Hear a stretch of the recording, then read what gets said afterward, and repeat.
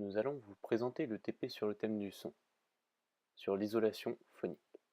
Dans ce TP, nous allons tester plusieurs matériaux, comme le polystyrène, le bois ou la laine de verre, dans un caisson insonorisé, comme celui-ci. D'un côté, on retrouve le haut-parleur, et de l'autre, un dBmètre, pour mesurer le volume sonore. Le haut-parleur est connecté à un oscilloscope, réglé à une fréquence ici de 1000 Hz. Premièrement, nous allons tester si la masse d'un matériau a une influence sur sa capacité à isoler phoniquement à volume égal. C'est la loi de masse.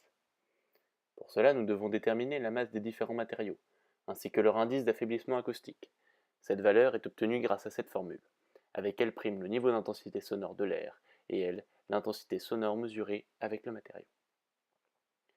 Pour réaliser les mesures, nous allons placer le matériau, faisant barrage au son, de sorte que l'onde doive le traverser, et en reposant le couvercle insonorisant, comme ceci. Ici, les mesures réalisées avec les autres matériaux.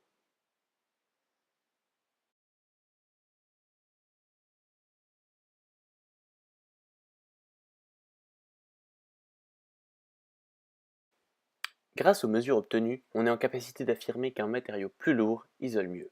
La loi de masse est donc vérifiée. Dans cette deuxième partie, nous allons réaliser le même protocole, mais en plaçant le matériau isolant entre deux plaques au plâtre, pour y jouer le rôle de ressort. On cherche à savoir si son isolation sera active.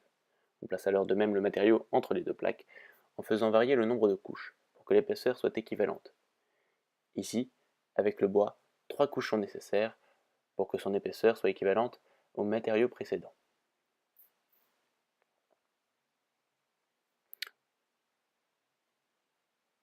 On constate avec les résultats que non seulement l'isolation est active, mais aussi plus efficace. L'isolant le plus efficace est ici l'air. Dans cette troisième partie, nous allons observer l'influence de la fréquence sur l'isolation. Nous allons donc faire varier la fréquence pour un même matériau, le polystyrène. En fin d'expérience, nous obtenons ces résultats.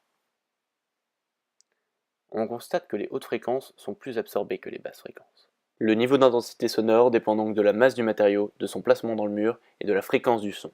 Ces facteurs devront être pris en compte lors de l'isolation d'un lieu.